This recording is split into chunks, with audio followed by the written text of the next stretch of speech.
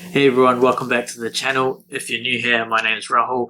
I'm the head of Paid Outreach Digital, and on this channel, we talk about everything to do with paid marketing and e-commerce. So I know I haven't posted in a while, but today's video, we're going to be walking through on exactly how Black Friday, Cyber Monday went for most of our clients, our main learnings, and kind of how to prepare for next year. With that being said, let's cue the intro.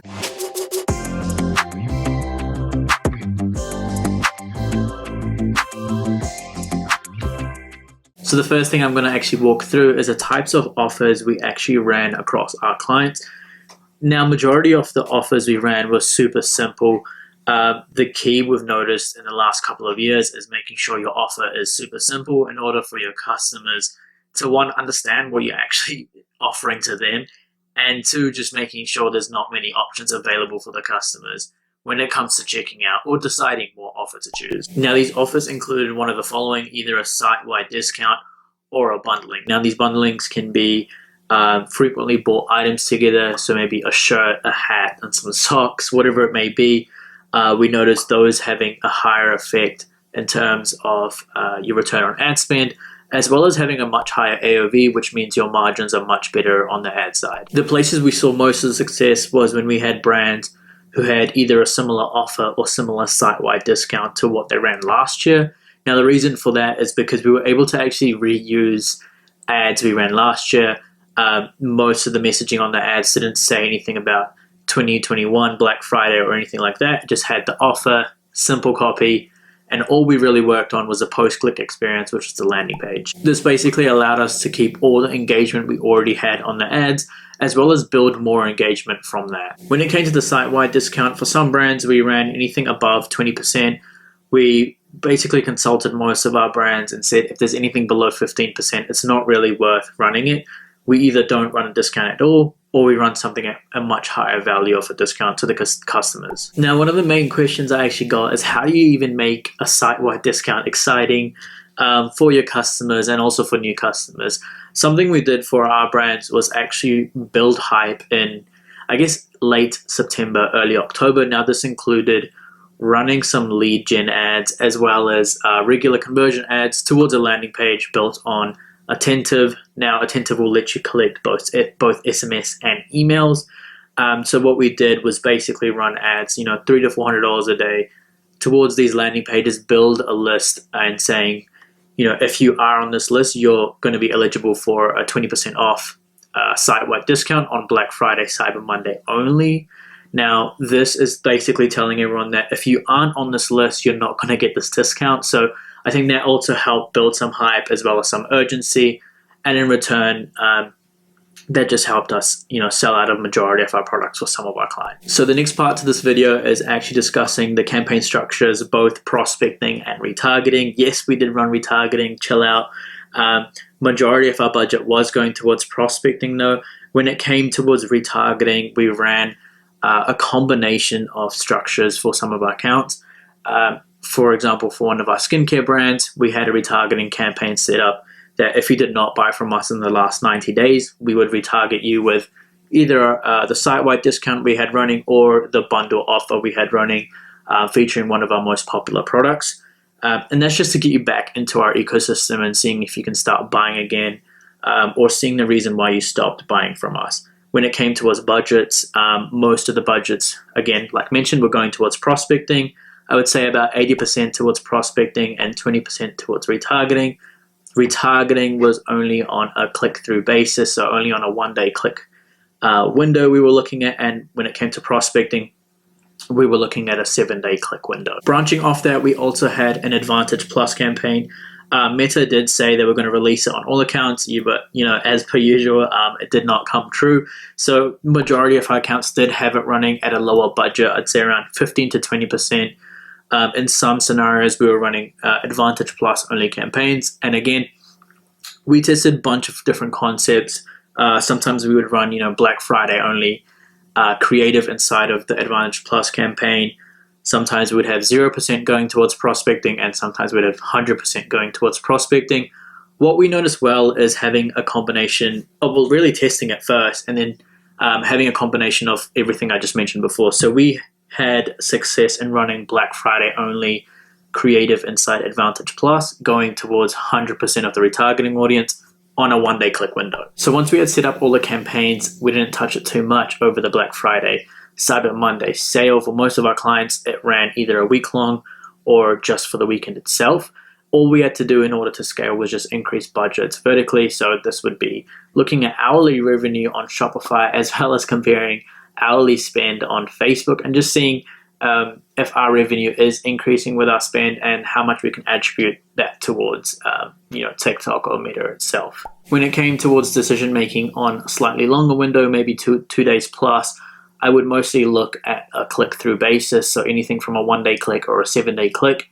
Majority of our campaigns for retargeting were one-day click, and our prospecting evergreen campaigns we had running were 7-day click. So let's move on to the third part of this video, which is the content of the ads. What was the content that was winning? What won across the accounts? And what should we look to create next year? So majority of you already have the answer to this, and the winner was actually evergreen ads. 80% of our accounts actually dominated when it came to running evergreen ads towards either a landing page or some type of homepage or product page, which featured the Black Friday, Cyber Monday banner. The remainder 20% of brands that we had actually had Black Friday, Cyber Monday creators win.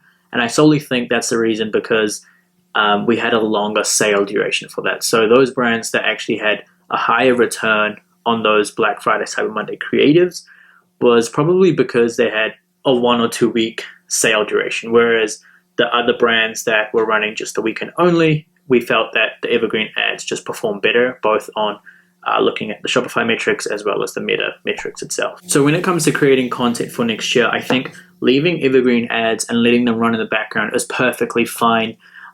One, it's already got a bit of validation from Meta that it is a high performing creative. It's got thousands of dollars of spend behind it. So leaving it on during the Black Friday sale is actually great for your brand and also for customers that engage with your brand. All you have to really focus on, in my opinion, is the post-click experience. So, wherever the customers are getting, moved to in terms of the landing page or the product page, I would make sure you change the post-click experience on that side. So when it comes to landing pages, I'd change the title to something simple like 5 reasons why this white t-shirt is on a Black Friday wish list, whatever it may be. Change the experience on there, and I'm sure you'll see a much higher conversion rate throughout the weekend. So if we dive deeper into what type of content was going on behind the evergreen ads versus Black Friday, Cyber Monday, we'll notice that the evergreen ads was basically what I've discussed before on this channel. So everything from comparing before and afters, a lot of statics with text overlays, and also a lot of TikTok style content. A lot of those ads were just constantly left on throughout the sale and just performed the best. When it came towards Black Friday, Cyber Monday, for some clients we did try something different, and that was running meme style content. So for this type of content, it requires a much longer time for approval. One, if the client has a very on-brand brand, whatever the word is, it takes longer to approve certain type of messaging, certain type of copy, and also the video itself.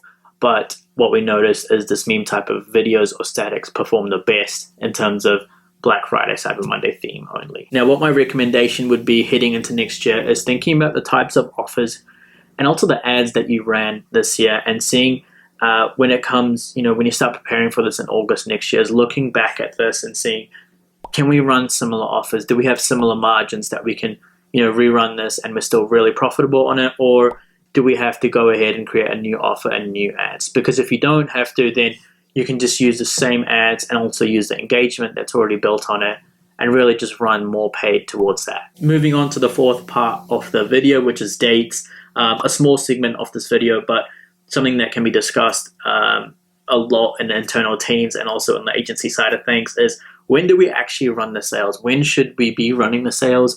And what is the best date to be running the sales? Most people approached us this year and said, we want to run a week-long sale, or we want to run a month-long sale. Now, I don't really have a massive preference, but I'm still a very big fan of running just a weekend only, or at least a Monday to Monday sale, so like a week-long sale. I think running it for the month-long, it can be all right, but I think the hype slowly dies down, and it's not a great acquisition strategy in my personal opinion. So I think if we had to come to a conclusion to that, the main answer would be to run it as a week-to-week sale or just a weekend only. And I think the strategy on how you build up towards this is more important. So I think like we did for a couple of our brands, is running more of a lead gen strategy, is trying to build up that wait list almost. I know it's a very overused term, but I think that works really well if you can execute it correctly. If you've got a great product and you've got great marketing, I think you can really do some serious numbers over that weekend or the week itself. So closing in on the last segment of the video is basically the conclusion of the whole video. What brand succeeded the most, and what was kind of the winning formula when it came to completely dominating Black Friday, Cyber Monday. So for us, it was a couple of brands, and we noticed a winning formula inside of that in particular. Now that winning formula came through testing earlier. We started discussing Black Friday basically at the end of August. We started preparing what types of offers we want to run, what margins look like, what content we had ready for it, what content we had to record for it, what landing pages we wanted to prepare. Basically getting everything ready from end to end when it came to acquisition, and also discussing with our retention team on what it would look like if we had to acquire users at X amount of dollars versus a different type of offer or a different type of bundle. I think it's super important to get these conversations kicked off nice and early. That way it allows you to prepare for the weekend and not be too stressed out during the month of November. So making sure we had all these types of content pieces and landing pages ready and started testing these offers pre-Black Friday really helped us dominate throughout the month. Since we did start testing early, we had great evergreen assets already ready from a couple of months ago. One had great engagement on it, a lot of social proof, and we already knew it had thousands and hundreds of thousands of dollars of ad spend behind it. The best thing about preparing early was we were able to test out a bunch of different offers. For most of our brands, we don't really run discounts throughout the year, so testing offers was another great idea of seeing what we could run during the month of November. So these offers were mostly things like bundling common products, frequently bought together items together. You can find these metrics out directly on Shopify or Triple Whale itself. And when you kind of bundle these things together, you can get an idea of what acquisition costs look like, and you can create an expectation for the month of November. And I think the last thing that kind of led to this overall success was just keeping it really simple. We saw a bunch of brands run a lot of complicated discounts, like 15% off subscriptions, 10% off site-wide, 10% off returning, like really complicated offers. And I think when you put a lot of different offers in front of a customer, they get kind of bamboozled and confused in what to actually go ahead with. So it's best to always show the customer A or B and just let them decide, or even just A itself, whatever your one offer is. Go ahead with it, stick with it, make sure you've tested it before, and you'll definitely see a much higher success rate in comparison to just running multiple different offers. So I know there was a lot of rambling in this video, a lot of back and forth, but I hope this was valuable, and I hope you had a lot of learnings from this video. I'm also going to be writing a thread on this on Twitter, which, if you don't like consuming video content, you can go ahead and check out my Twitter account. I'll be writing a breakdown along with showing some videos as well as images that we ran, if our clients give our approval, but I'm sure they will. Again, if you guys have any comments or questions, please leave them below in the YouTube comment section, and I'll make sure to answer them as soon as possible. For the next video, I'm actually going to discuss how to create an enticing offer, what it looks like to actually look at the data of a brand and decide, what are some frequently bought together items we can mix with, what price points to look at, and also how to dig into the margins a bit more. Again, if you guys enjoyed this video, please like, comment, and subscribe, and I'll see you guys next time.